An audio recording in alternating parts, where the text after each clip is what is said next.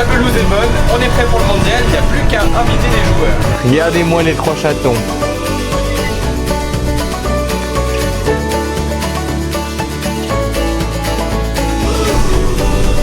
Mon capitaine, ça va pas. Mais quelle fut ma stupéfaction quand j'ai vu que le GPS était encore allumé. Allez, on est parti, on va tester ça. Allez, allez.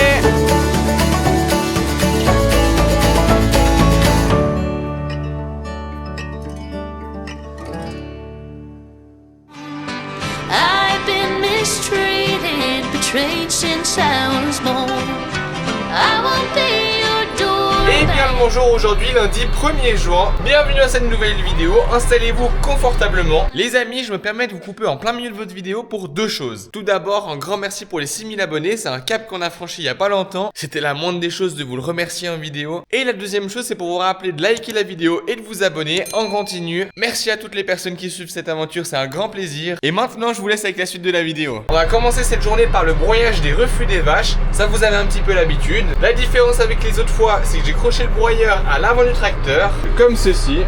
Et pour voir ma hauteur de coupe, si je suis trop haut ou trop bas, ce que je vais faire, c'est baisser un petit peu la machine, enclencher la prise de force. Et venez, on va voir ce que ça donne. Voilà, hauteur de coupe, je la trouve assez basse. Vu que le but avec mon broyeur, c'est de broyer les herbes qui n'ont pas été mangées par les vaches, elles sont plus hautes. J'ai pas besoin de travailler autant bas parce qu'après, sinon mon fourrage, il va plus bien repousser. Évidemment que plus je vais broyer bas, moins l'herbe va bien repousser. Ça devrait être un petit peu mieux maintenant. Testons voir ça. Ah là, ce réglage, il me plaît quand même mieux.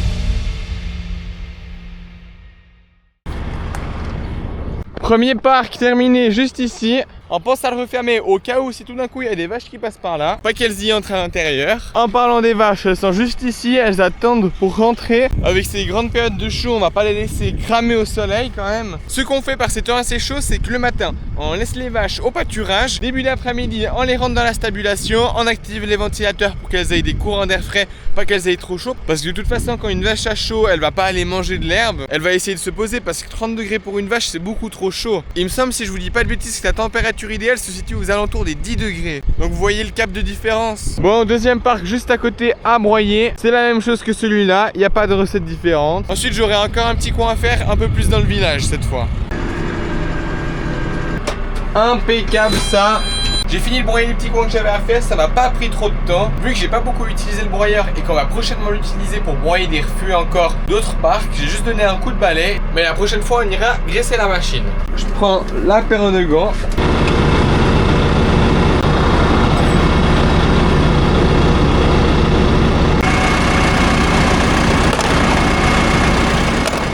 Ha ha ha! Aujourd'hui, vendredi 5 juin, on entame encore les broyages. Broyage de refus pour changer. La dernière fois que j'ai broyé, c'était il y a, je pense, 3 jours. Entre temps, il a replu. Entre temps, les vaches, elles ont mangé de l'herbe. Du coup, j'ai un bout de parcelle à faire juste ici et un autre qui sera juste à côté de l'hangar. Donc, rien à vous dire spécial. C'est du vu et revu. En égo et on démarre la machine. Là, prise de force. Et puis voilà, il n'y a rien de spécial. Il y a peut-être juste que cette fois-ci sur cette parcelle, il y a un peu plus de fourrage. Je vais aller un petit peu plus lentement pour pas faire patiner les courroies. Regardez, il y a vraiment pas mal de refus. L'herbe était déjà grande quand on a mis les vaches. Mais là, on arrive gentiment à rattraper notre retard. Pendant un temps, les vaches étaient dans les dérobés avant de semer le maïs. Et en fait, les 6 hectares qu'elles ont mangé ailleurs, elles les ont pas mangés autour de la ferme. C'est pour ça que l'herbe est plus grande qu'ailleurs. Ah là, quand tu vois un résultat comme ça, on se croirait au Parc des Princes, hein. Première parcelle, tout bientôt terminée. Je vais après enchaîner sur la deuxième. La pelouse est bonne, on est prêt pour le mondial, il n'y a plus qu'à inviter les joueurs. Ah là, ça passe tout juste. Le stade de foot est terminé. Ça c'est bien fait, il n'y avait rien de spécial. Des fois ça sert à rien de vous prendre s'il n'y a rien à vous dire. On n'oublie pas de fermer le parc, j'ai besoin des 2 mains. Et il y a le patron, il a mis sa voiture en plein milieu du passage, ça va pas ça. Là ça sera mieux comme ça. Je vais ouvrir le parc de la prochaine parcelle. Et regardez-moi, il y a des bébés chats juste ici. Faites pas trop de bruit. C'est à moi de pas faire trop de bruit, vous avez compris. Regardez-moi les 3 chatons.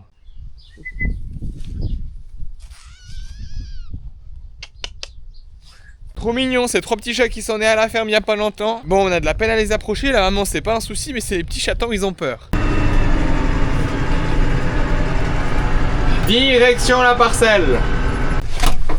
Je suis descendu du tracteur pour vous montrer un petit peu plus le résultat, le travail vraiment qu'on fait et puis l'herbe qui est là. Donc ici je suis sur ma partie de refuge, je vais passer avec le broyeur dessus. On voit le raisin qui a été mangé en partie par les vaches mais pas entièrement. Et juste en dessous on y voit du beau trèfle, pas mal de trèfle qui se traîne un petit peu dans la parcelle. Le trèfle, les vaches l'aiment assez bien. Et ce trèfle qui n'a pas été mangé, en le broyant, il va repartir de zéro pour mieux repousser. Et là je suis dans la partie qui a été broyée par mes soins. Vous voyez que ça fait un peu de matière organique, mais après au niveau de la hauteur, on reste suffisamment haut pour la meilleure repousse et blablabla, je vous ai déjà expliqué ça. Et ce travail, on aura meilleur temps de le faire plus régulièrement. On voit vraiment une différence entre les parcelles qui avaient vraiment beaucoup de refus et des qu'on en moins comme celle-ci. Ici, en ayant passé le broyeur, on voit un petit peu d'herbe, c'est pas grand chose. Et dans la parcelle juste derrière, vous voyez, c'est là qu'on avait broyé la dernière fois. Et par contre, la parcelle est plus blanche parce que l'herbe qui était là-bas, vu qu'il y avait pas mal d'herbe, elle a séché et puis elle reste un peu en surface. Donc après, trop de refus, ça va empêcher la nouvelle herbe de bien repousser. C'était pour l'aparté. Ah, il y a des blocs mon capitaine, ça va pas. Et bien le bonjour, aujourd'hui vendredi 12 juin, j'espère que vous allez bien. Ça fait un moment que j'ai pas repris la caméra. Pour les personnes qui me suivent pas sur Instagram, je suis en pleine période d'examen. Et puis pendant cette période d'examen, j'ai pas vraiment l'occasion de prendre la caméra. Je reviens de mes journées, je suis fatigué, mais bref. Vous inquiétez pas pour ça parce qu'au moment où vous verrez cette vidéo ou juste après ce sera terminé. Ou du moins quasiment terminé. J'en profite d'être là avec l'Alpine, vous comprenez peut-être pas où on se situe dans la parcelle. Vous vous dites peut-être que c'est bizarre parce qu'il y a un mois il y avait des genisses ici, bah oui vous avez tout à fait raison. Et maintenant à la place des genisses, il y a du maïs. Petit maïs qui pousse juste ici avec les mauvaises herbes qui viennent aussi. Pour vous remettre en contexte, il y a 1 semaine et demie, la famille Marty est venue semer cette parcelle et vous allez pouvoir le voir avec les plans autour.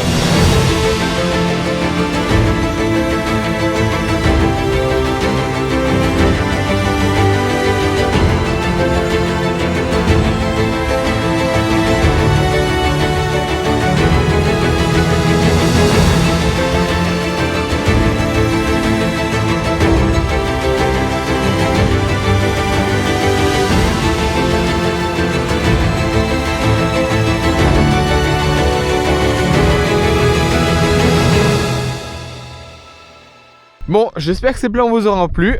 Nous voilà dans le maïs. Le maïs est vraiment encore tout petit. Et puis qu'est-ce que je fais aujourd'hui? Aujourd'hui j'ai pas un petit peu d'engrais pour le maïs. Mais donc pour ça j'ai sorti l'ensemble de compétition. J'ai bientôt terminé. J'ai fait toute la partie du champ avec le détour juste là-bas. C'est pas très compliqué. Je trouve que l'engrais c'est un petit peu redondant. Faut dire aussi que je vous ai pas mal filmé ça au printemps. Et que maintenant je fais un petit peu tout le temps les mêmes explications. Il n'y a rien de nouveau, vous savez tout maintenant. Mais autrement je suis avec l'Alpine. Et vous pouvez vous dire que c'est bizarre parce que quand je vais intervenir dans ma parcelle, je dois avoir un écartement de 2 mètres entre le tracteur. Et pourtant l'Alpine n'a pas 2 mètres. Mais vu que le maïs a été semé à 75, l'écartement va super bien avec l'Alpine. Et le 5H lui est croché au sprayer. Faut aussi dire qu'avec une bonne masse on transporte un peu plus de quantité. Bon, on va arrêter de refaire le monde et on va terminer des ponts de cet engrais. Bon, c'était vite fait, un aller-retour et puis j'arrive sur la fin. Vous voyez, il n'y a pas tout qui a encore été épandu, il me manque juste un petit peu. Il y a quelques blocs qui se sont formés, je vais prendre la pelle pour les casser. Impeccable. Voilà, engrais sur les maïs terminé. Épandu sur une surface totale de 10 hectares et demi. Le soleil entre temps est revenu et je m'arrête dans la parcelle qui est juste à côté du maïs pour vous montrer la luzerne qu'on a semée durant le printemps. Bon, vous êtes à contre-jour mais je sais pas si vous allez bien voir, il y a tout qu'à pousser. La luzerne est plutôt égale, elle a eu quand même quelques attaques de ravageurs, mais pas grand chose d'alarmant. Même si ça fait déjà il y a un petit moment qu'on l'a semée, faut dire que la luzerne elle pousse pas très rapidement. Mais une fois qu'elle a poussé entièrement, elle arrêtera pas de pousser. Dans cette parcelle, il y a aussi quelques coins avec quelques mauvaises herbes. On ferait une coupe de nettoyage en un moment. Pour vraiment tout remettre de zéro, les mauvaises herbes aussi, mais les mauvaises herbes concurrencent pas énormément la luzerne. Le risque c'est surtout que ça ressème des graines. Bon, je suis rentré à la maison, la journée est terminée, je vous souhaite une bonne soirée, je vous dis à demain, c'est ciao. Ah mais le gars, faut vraiment qu'il arrête avec ses ciao. Et bien le bonjour, aujourd'hui samedi 13 juin, il y a tellement de soleil que j'arrive même pas à vous regarder dans les yeux. Faut croire que c'est vous qui m'éblouissez. Ce matin, j'ai nettoyé, décroché le semoir à engrais. Et puis je vais enlever ce gros pépère pour pouvoir prendre la faucheuse qui est juste là-bas. Sauf que, en essayant de le démarrer, le 5H il démarre pas. Alors vous allez me dire, ouais Landini ça vaut rien, mais c'est pas le problème de Landini, c'est nous le problème. J'ai enlevé le coupe-circuit et regardez, rien du tout. Mais quelle fut ma stupéfaction quand j'ai vu que le GPS était encore allumé. Parce que vu que le GPS il est un plus sur le tracteur. Ici on peut activer le volant et le système d'autoguidage. Et en fait cette alimentation elle est prise directement depuis la batterie du tracteur. Donc là, si on laisse allumer, il n'y a plus de batterie. Somme toute ça consomme pas énormément de laisser le RTK allumé. Mais la condition c'est qu'on utilise le tracteur régulièrement. Sauf que là, ça fait un moment que le 5H il est ici. Il est croché au pulvé, il a les roues étroites, on fait en sorte de pas l'utiliser pour des travaux de sol ou des choses comme ça. Donc on sait que avant les moissons, on va uniquement utiliser le tracteur pour les traitements et puis de petits travaux de tirer des choses qui sont pas lourdes. Mais du coup là, ça résout pas mon problème, il s'allume pas. Ça sert à rien d'attendre maintenant, faut agir. Mais après ici, j'ai pas énormément de place pour ramener un véhicule. Est-ce que le télescopique ça pourrait le faire? Faut que j'aille chercher les câbles de pontage maintenant. Ça, c'est récupéré.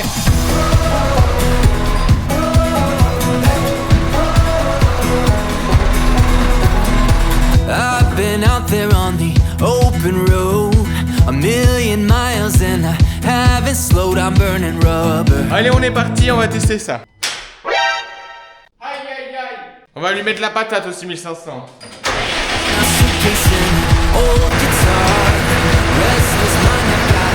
Let's go.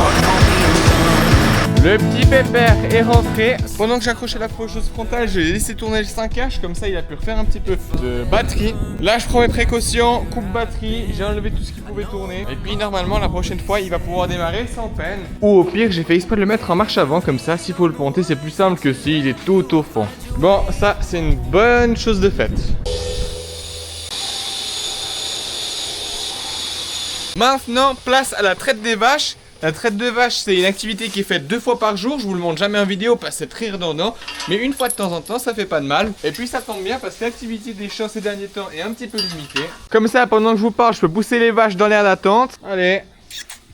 Et ce qui est beau de voir au mois de juin, c'est qu'on voit toutes les prairies qui sont en train de repousser. On voit que toutes les herbes n'ont pas le même stade. Et ça, c'est dû au fait que sur l'exploitation, on fait quasiment que de la pâture, sauf en hiver. Bah, s'il n'y a pas d'herbe qui pousse, on va pas ramener les vaches. Si les vaches sont actuellement dans la stabulation, c'est que début d'après-midi, dans les périodes où il commence à faire trop chaud, on les rentre dans le bâtiment. On a des ventilateurs ici et on fait en sorte qu'elles aient un petit peu d'air frais qui viennent. Parce que si c'est pour cuire tout l'après-midi au pâturage, ça vaut pas la peine. Et après, comme ça, le soir, après la traite, on les ressort. C'est toujours comme ça dans un troupeau. On a une partie des vaches, c'est les premières, elles viennent se faire traire, c'est un petit peu les têtes du troupeau. C'est limite elles qui te mettent la pression pour dire vas-y, faut se bouger. Et après, bah, il y a le reste du troupeau. Faut se pousser un peu. Allez, allez. Elles ont l'habitude, elles se poussent le max en avant. Et normalement, si tout se passe bien, je devrais pouvoir fermer la barrière. Parfait. Et elles sont toutes dans l'air d'attente. Et comme ça, en enlevant la barrière, il y a le couloir de retour pour les vaches qui viennent de se faire traire qui est disponible. Là, il y a un petit peu de foin dans les abribales, mais elles mangent pas beaucoup le foin. Le foin, il est plus là pour compléter la ration. Bon, maintenant, faut s'habiller en conséquence. C'est bon, on a attaqué la traite. Et toujours à côté, nos systèmes d'alimentation pendant que les vaches sont en train de se faire traire. Elles ont un bac juste ici, elles ont une puce à leur oreille. Dès que ça détecte la vache, il y a la quantité de farine demandée qui coule à l'intérieur du bac. Comme ça, les vaches, elles ont une activité à faire pendant qu'on les traite. Ça permet de leur faire passer un petit peu le temps. Ça permet aussi d'avoir une bonne alimentation bien répartie sur tout le troupeau. Et au lieu de parler, je ferais mieux d'aller à la traite.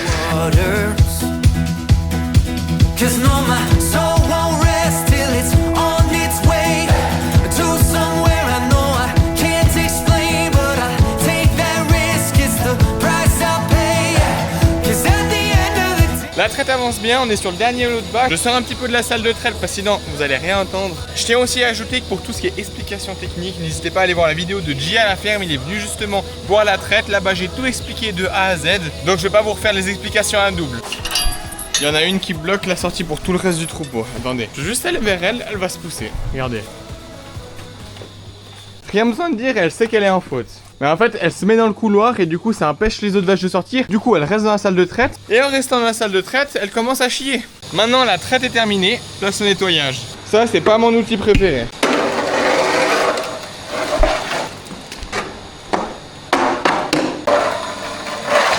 Je commence à avoir le coup de main avec seulement une main.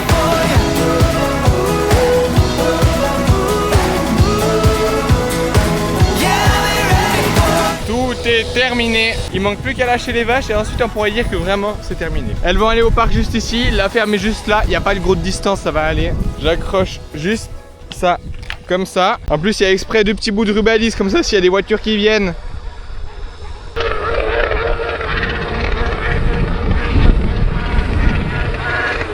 Il y en a un pour faire des rupteurs comme ça, je pense qu'il aime pas trop sa moto. Pareil, je tire une ficelle juste ici. J'appelle déjà les vaches. D'abord, je mets la ficelle. Vous êtes prêtes? Parce qu'on est parti. Merde, j'ai oublié de mettre la ficelle ici. Bon, ça va, elles ont l'habitude, mais faut pas qu'elles commencent à partir. Et quelle ficelle à mettre, j'ai réussi à en oublier. Bon, voilà, traite terminée. Il manque plus qu'à ranger les ficelles juste ici. Je contrôle quand même qu'il reste plus personne, juste par acquis de conscience, et puis non, on est en ordre. Bon, impeccable, la traite est terminée, la vidéo aussi est terminée, j'espère qu'elle vous aura plu. Si c'est le cas, n'hésitez pas à liker, vous abonner. Là c'est la fin de semaine, de toute façon on est samedi, je vous sors la vidéo demain, je peux pas faire mieux. Je peux pas commencer à vous filmer le dimanche matin pour vous sortir l'après-midi. Cette vidéo était un petit peu plus courte, il y avait moins de choses intéressantes. C'est un peu normal parce qu'on est dans une période où on attend juste les moissons et on a fait la première coupe. Mais là, à partir du moment où les foins du 15 juin vont commencer, moi je vous le dis qu'on va pas s'arrêter tout de suite. On va faire les foins du 15 juin, juste ensuite, une semaine après, je pense qu'on va enchaîner avec la luzerne. Et puis après, une semaine et demie, 2 semaines après, ce sera l'orge. On aura peut-être un petit temps mort entre l'orge et le blé, mais c'est encore à voir. Ce qui va décider ça, ce sera la météo aussi. Il commence à y avoir un mois sec. Le blé et le colza seront très proches par rapport à l'orge. Hop là. Allez, bonne nuit vous. Et bonne nuit vous.